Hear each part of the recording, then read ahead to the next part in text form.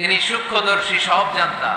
পৃথিবীর কোন চোখ ওনারা দেখতে পায় না, কিন্তু তার চোখ সবাই দেখে। চিল্লায় বলেন তো, তিনি কে? সব তিনি দেখতে পান, সব তিনি শুনতে পান।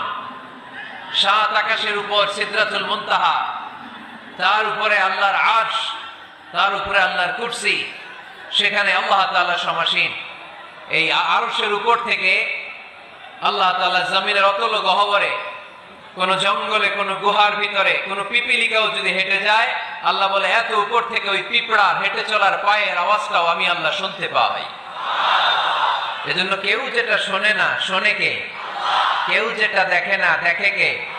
কেউ যেটা পারে না, পারে কে? আওয়াজ করে বলেন, আল্লাহ কি আমাদের কাছে না দূরে? আমার বাবা মা আমার যত কাছে, তার চাইতো আমার বেশি কাছের কে? আমার স্ত্রী আমার যত কাছে, তার চাইতো আমার বেশি